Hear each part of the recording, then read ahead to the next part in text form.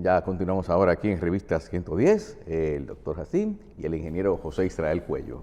Tú sabes que los problemas de Zoom no solamente son los normales, sino que en el caso de José y mío, con la edad que tenemos, el tono de voz de él y la audición, me dijo mi audiólogo, que hay sonidos que yo no oigo muy bien. Por eso es que no podemos establecer una buena comunicación no un debate, sino una conversación. Pero eso no me quita que yo le puedo plantear el tema. Por ejemplo, el de hoy, uno de los de hoy, José lo conoce bien, que es la famosa carretera que unirá las ciudades de Santiago y Puerto Plata. Yo quiero decir que Carlos y yo estamos tratando de ver, José Israel, de cuántas vías atraviesan la cordillera septentrional, que van desde la autopista Duarte al norte. Pero encontramos que en Guayacanes hay una que sube a los Hidalgos, hay otra que es la del túnel. En Santiago hay dos vías para ir a Puerto Plata, una que creo que va a Puerto Plata. La de ahora, la que están hablando. Sí. Pero también en Moca hay una de Jamao y así sucesivamente. Esa cordillera la atraviesan por muchísimos lugares. Lo que quería decir es, José, la autopista que acaban de anunciar, ¿de dónde a dónde? Y realmente si se va a hacer en 30 minutos o en 20 minutos. Háblanos un poco de eso.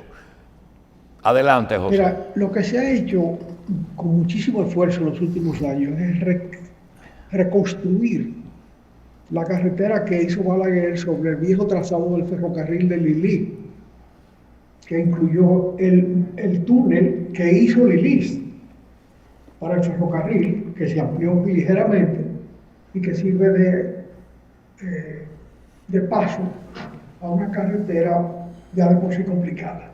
Ahí hubo muchísimos deslizamientos después de construida, pero más o menos se ha estabilizado. Y en los últimos gobiernos se ha metido mucho dinero ahí para rehacerla y le llaman la autopista de Corado. Creo que se extendió a 4 vías, por lo menos en algunos espacios muy importantes. José, un momentito. José. Parecería que se está hablando de una carretera nueva. Eso no se hace 4 años, y mucho menos entre montañas. José, una pregunta. ¿Esa es la carretera donde mataron las Mirabal? No. Bueno, pero que se diga.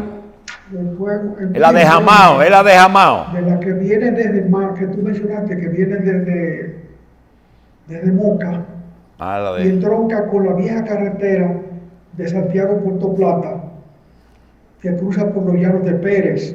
Muy bien, ya. Volvemos entonces al tema que tú desarrollaste. O sea que es terminar esa carretera que arranca de camino de Santiago a Puerto Plata, arranca de cerca de Navarrete. Santiago y Navarrete están comunicados por una vía que se llama Joaquín Balaguer, porque él nació en Navarrete.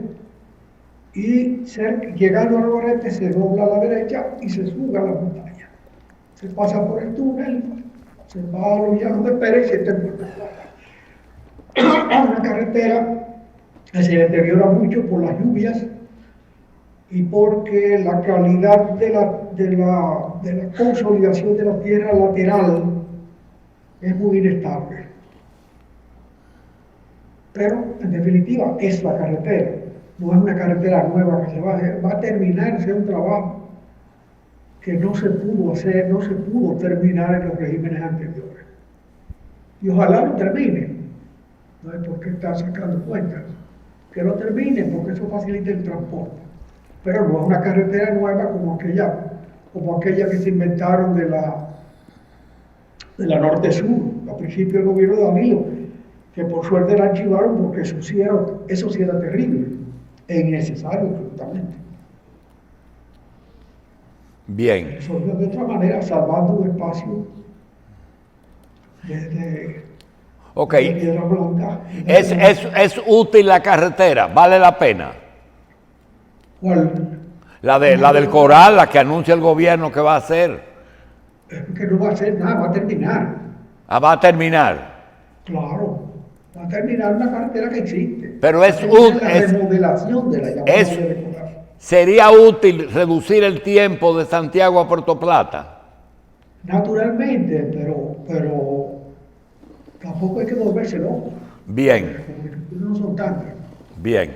Recuérdate que el principal uso de la carretera de Puerto Plata a Santiago se derivaba del aeropuerto de Puerto Plata, donde llegaban muchos dominicanos de origen cibaeño y tenían que cruzar al Cibao propiamente dicho, porque Puerto Plata no es parte del Cibao, es parte de Miami, desde tiempo de atrás. Sí, pero tú como santiaguero sabes que tradicionalmente hay una costumbre que no se ha resaltado nunca, que cierta clase social de Santiago, no necesariamente solamente la clase alta, turisteaba y iba a las playas en Puerto Plata, Long Beach. Yo recuerdo que los santiagueros iban ahí, iban mucho a Puerto Plata, inclusive en Charamico hay propiedades de santiagueros.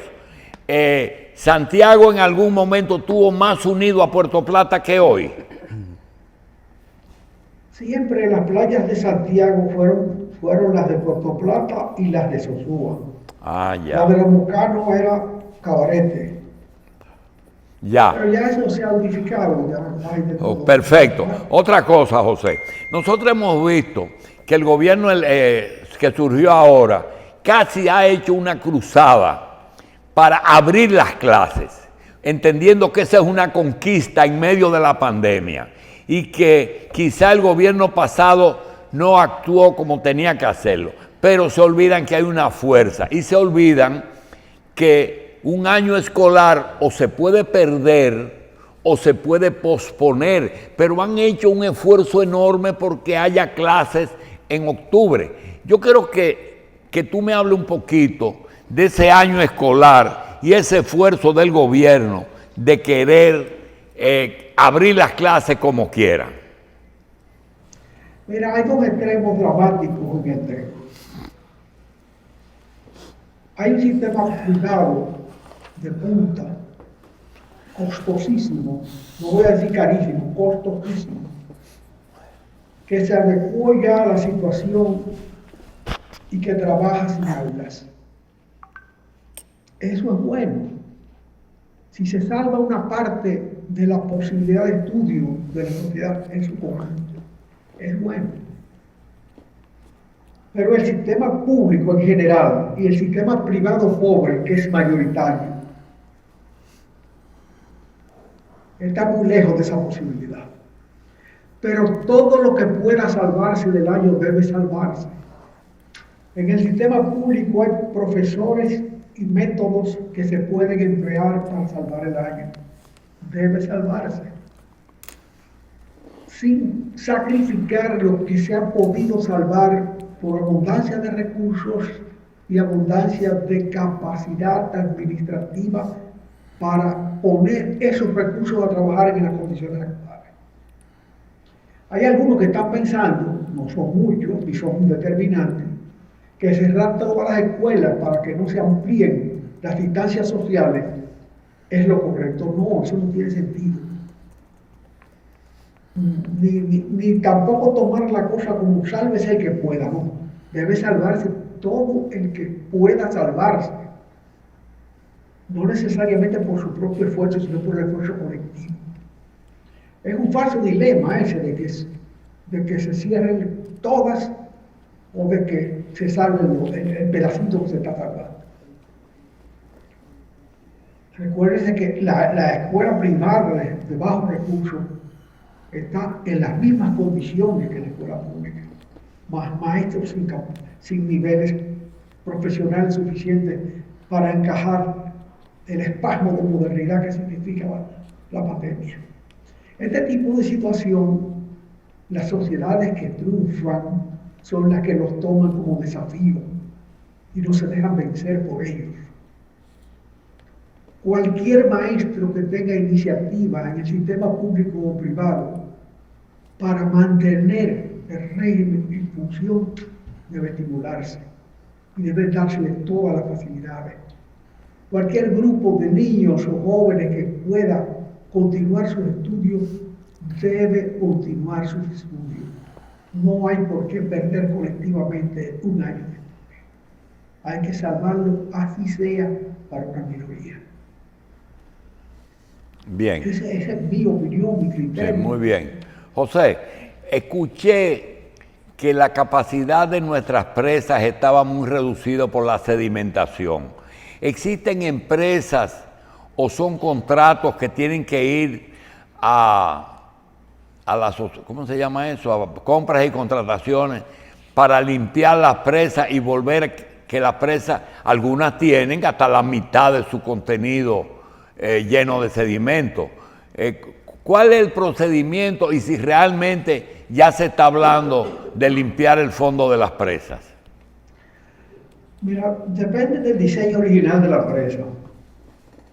En algunos casos, ya medida la sedimentación que se había producido en las primeras presas que se hicieron, le hace Tavera en Valdesia,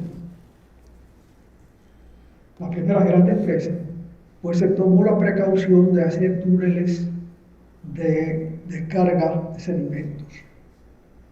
Y esos túneles quiten lo que hay que vaciar la presa adecuadamente y utilizar los mecanismos de limpieza necesarios. En el caso de Valdesia, recuerdo que Marcelo Jorge logró, siendo director del sistema eléctrico, un donativo de Italia de una draga para limpiar el foso de la presa desde el lago, como se usan las dragas en los muelles. Esa draga costó muchísimo meterla allá y creo que murió allá sin uso alguno, en Valdesia. De manera que cada presa hay que analizar la situación. José, aunque no es tu... El director actual de las empresas hidroeléctricas del Estado hizo una declaración que parecía interesante, es interesante en el sentido de que iba a dedicar recursos importantes a la limpieza de los fosos de la presa. Bien. Fue un término general, sin diferenciar una empresa de otra. Bien, pero una declaración de intención que parecía interesante. Aunque no Sin es... embargo, Eduardo García Michel, que es un hombre más que de boca, de Constanza, le llamó la atención en el sentido de que más que limpiar las presas, lo que hay que es reducir la sedimentación. Y reducir la sedimentación, y no son contradictorias, hay que recuperar la parte útil de los fosos que está llena de escombros y de sedimentos, al mismo tiempo que hay que reducir la sedimentación. Bien. Para reducir la sedimentación hay que reforestar. Dos cosas. José, ¿es posible que el contenido de la sedimentación sea un abono, sea tierra fértil o es arena? ¿Qué hay en una sedimentación? Es decir, hay de todo, porque hay la sedimentación de tiempos tranquilos, que puede ser de limos y materiales agrícolas, materiales deleznables, que eso se puede utilizar para muchísimas cosas. Y hay la sedimentación que se produce por las grandes avenidas, que por lo general es de una granulometría más utilizable, porque contiene arena y cascajos e incluso piedras muy importantes. Bien. Esas normalmente se sepultan. Okay. El ritmo le sigue cayendo arriba, pero depende de los acontecimientos. La pregunta es porque cuando se hizo la presa de Colas, que es una presa diferente, que es un recipiente de tierra para poner lo que queda después de haber procesado el oro, que significa que ahí debe haber mucho tóxico porque hay ácidos. Pero la pregunta es la siguiente. Pero esa no es una empresa hidroeléctrica. No, yo sé, sí, hombre. Recoge la escoria del proceso de separación del oro. Sí, Colas es lo que tú dices. Es decir, no estamos hablando de una presa de agua, estamos hablando de otra cosa. Eso no va a llamarse ni presa si quiere. Ahora, la pregunta es la siguiente. Ahora hay una lucha porque viene una nueva presa de Colas. Quizás los hermanos Yarul, que trabajaron en la primera, podían decirnos, hay posibilidad de que, como quieren procesar el contenido de esa presa, porque dicen que tiene un porcentaje importante de materia prima, del oro específicamente, hay posibilidad del mismo procedimiento que se usa para limpiar el fondo de las presas, las hidroeléctricas, se puede aplicar a las presas de Colas. No conozco cuál es la descarga prevista de la presa de Colas, pero tengo entendido que por su naturaleza una presa de Colas debe ser una presa con vocación de sellarse. Cuando se llene de materiales sólidos, se sella sencillamente y se sepultan todos esos escombros, salvo que haya posibilidad por el valor de los minerales residuales que allí se han recogido, de procesarlos de nuevo. Bien.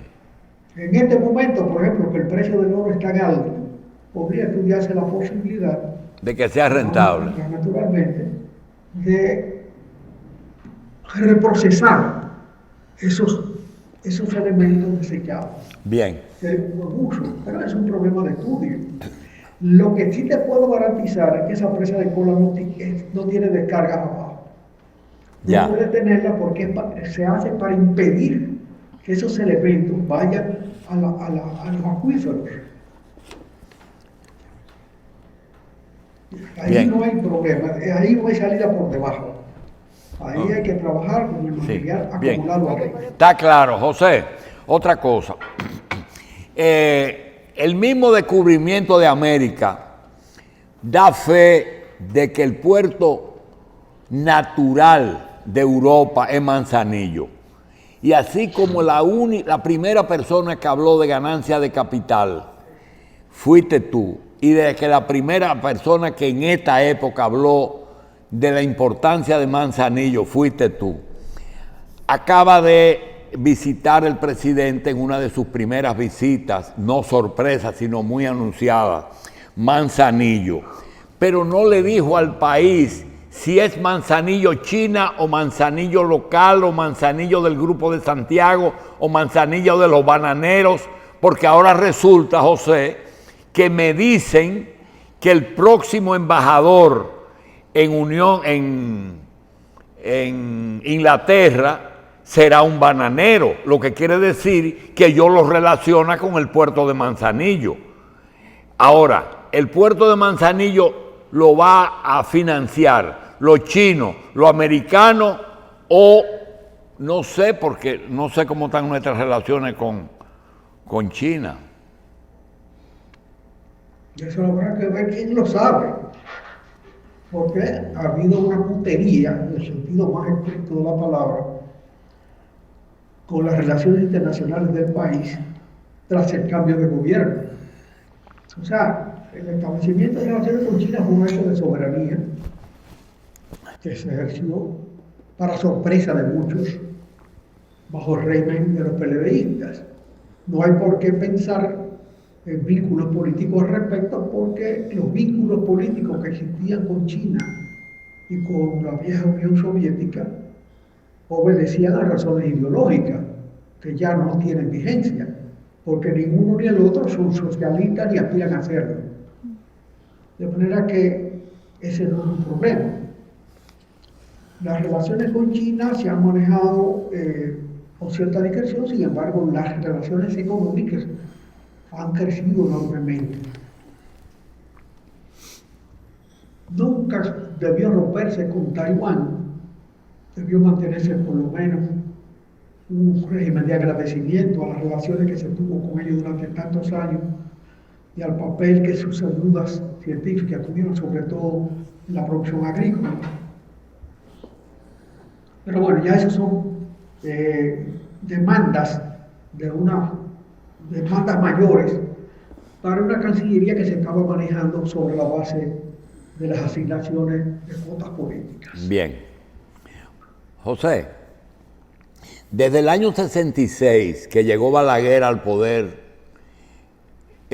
cada año o cada época, no necesariamente anual, ha surgido un incentivo. Yo recuerdo que en los años 66, 70, había una placa que decía AP, y esa placa la tenían algunas camionetas y algunos tractores, que era el incentivo agropecuario. Después vino el incentivo turístico, después vino el incentivo a los generadores y el incentivo a la industria eléctrica. Ahora resulta que hay vigente una ley de incentivo fronterizo para incentivar que las industrias dominicanas, algunas se puedan ir a la frontera y así darle empleo a los haitianos e impedir que ellos penetren aquí. Está al vencerse la ley. A juicio tuyo, los años que tuvo la ley de incentivo fronterizo, ¿valió la pena o debe de pararse eso?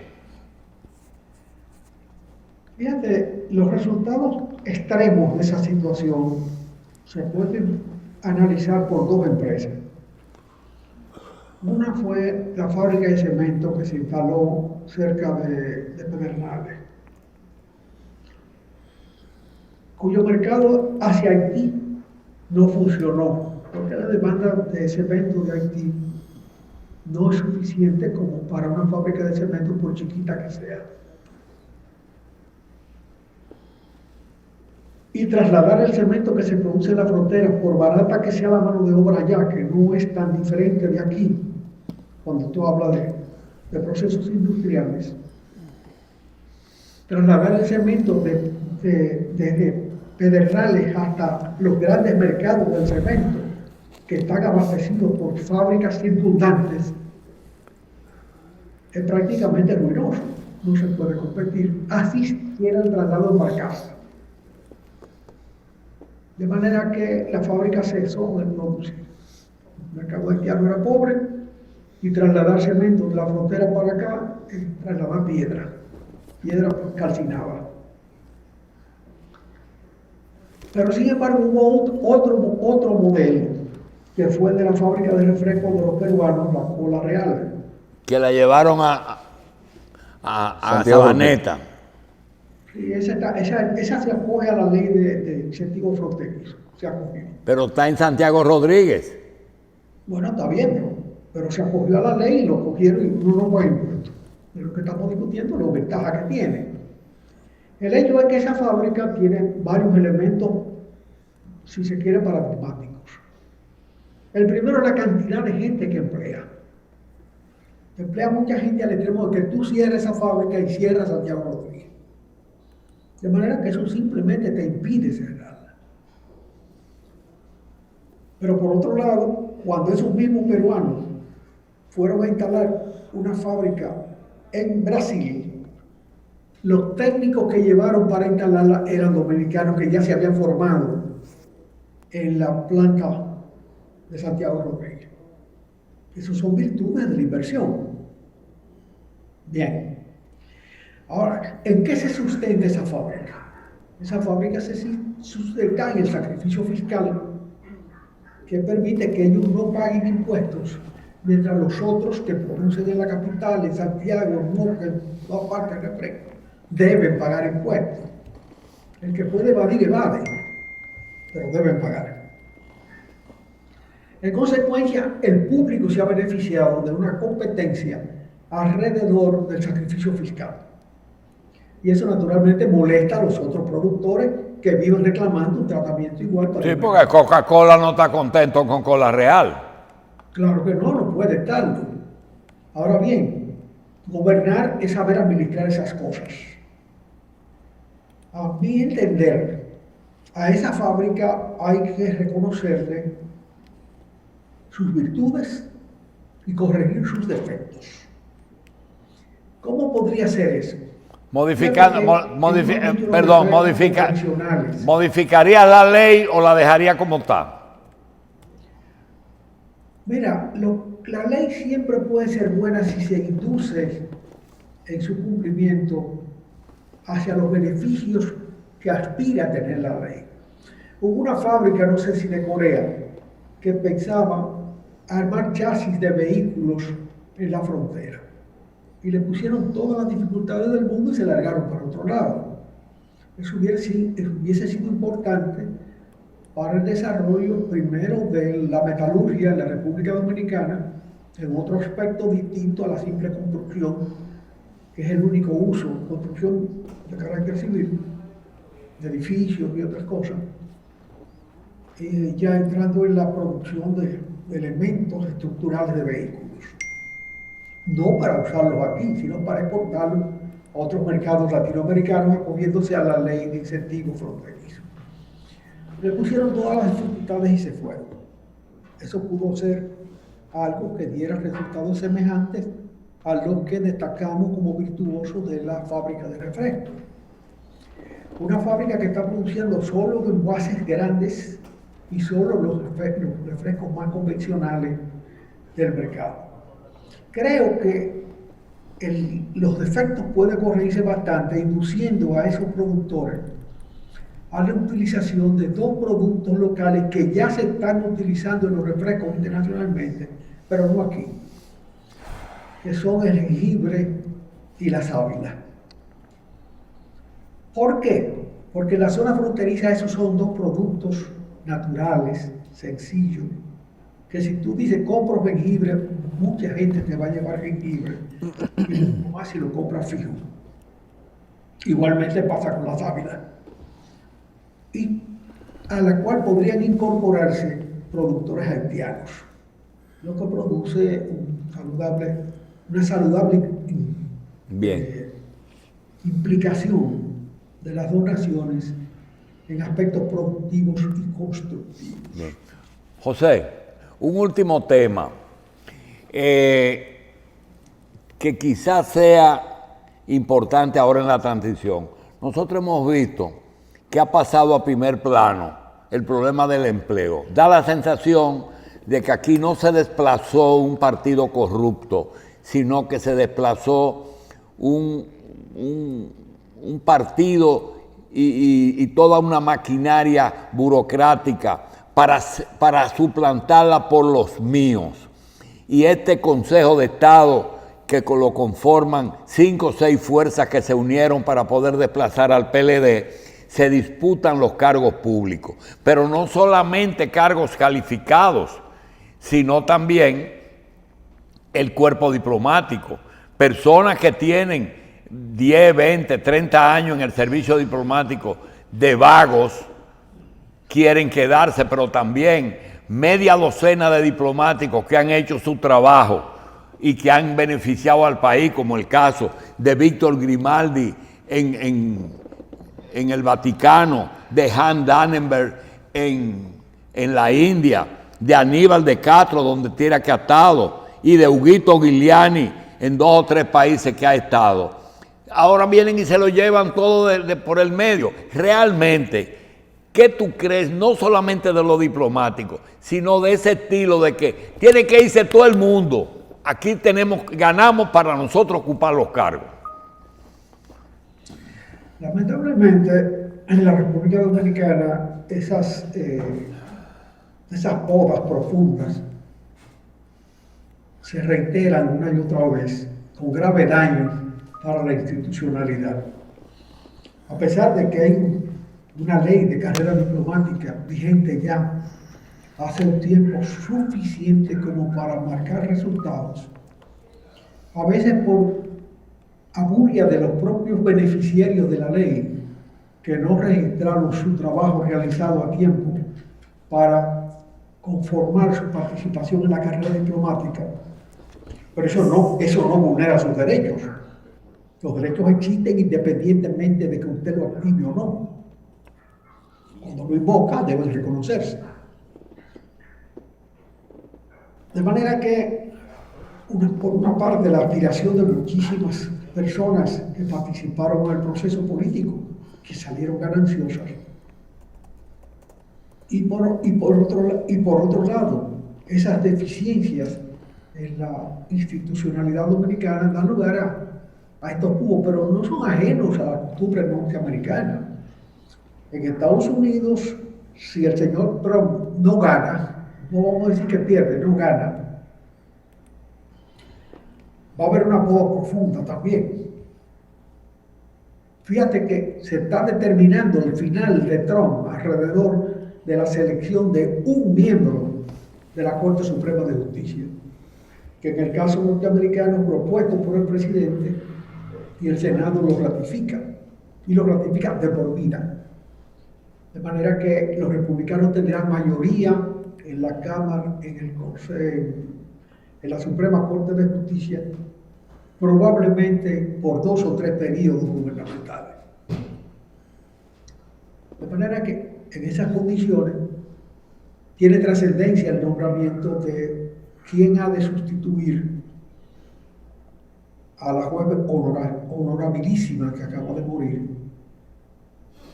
que nació creo que en Brooklyn, en Harlem, Nueva York, y que es una eminente defensora de los derechos de la mujer, cuando eso era resultado de una minoría muy exigua. No estamos lejos de Estados Unidos en esta lucha por los espacios en la carrera burocrática gubernamental. Pero es penoso el espectáculo que se está dando.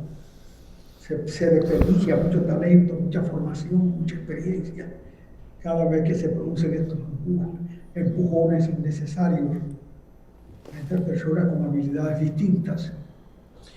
El hecho de que un bananero sea hoy posiblemente embajador en Londres, cosa de la que acabo de enterarme, es muy bueno, porque es resultado de haber conquistado el mercado de Inglaterra para el banano dominicano y utilizado rutas que permiten poner en 7 días el guineo desde Manzanillo hasta Londres y llevarlo prácticamente de manera directa desde el muelle londinense a los supermercados.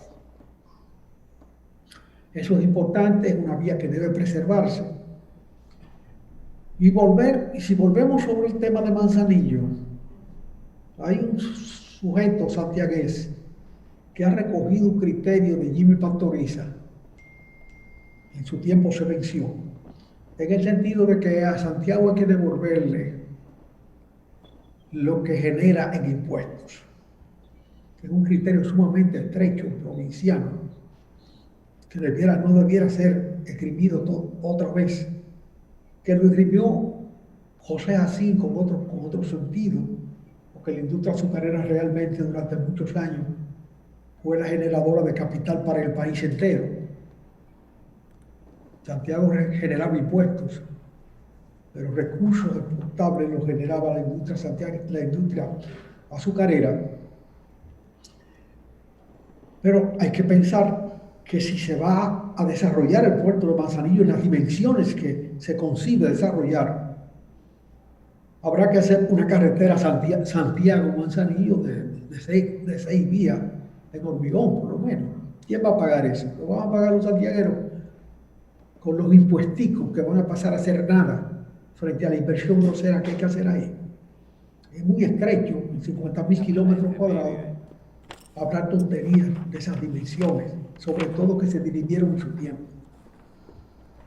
Cuando a raíz de la muerte de Trujillo, los santiagueros pretendían que el Estado hiciera la presa de Tavera y que le diera la administración a ellos y el usufructo a ellos para el desarrollo unilateral de una zona de por sí privilegiada. No se desarrollará el resto del país adecuadamente al ritmo de las partes más avanzadas con criterios tan estrechos al respecto del manejo de los impuestos.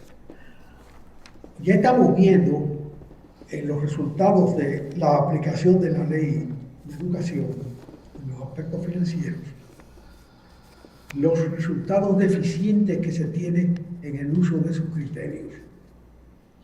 El 4% parecía una conquista del cielo para el sistema educativo, pero su aplicación no dio los resultados que se esperaban a esta fecha. Bien. Llegó la pandemia, cosa trágica y terrible, no previsible. Sin embargo, ni siquiera las escuelas en que se invirtió tanto dinero en términos físicos están completamente hechas. Hay centenares de escuelas, o decenas de escuelas, vamos a decir, decenas de escuelas, que no se terminaron nunca. Y que no se han terminado nunca otras que se estaban haciendo cuando comenzó la bujiganga de construir nuevas escuelas. De manera que se botó dinero, porque el dinero que no da resultados es dinero botado. Lo primero que debe hacer, así como el que nombraron en las presas, se dio cuenta que había que limpiar los fosos de las presas como una tarea, y mereció la corrección adecuada en el sentido de que limpian los fosos, pero también siembra árboles para que no se llenen de nuevo a la velocidad que se llenaron. En el caso del sistema educativo, hay que terminar todas las escuelas existentes, todas las escuelas que se empezaron. No puede continuar ese abandono que significa la pérdida de la inversión. Pero hay que restaurar el sistema educativo.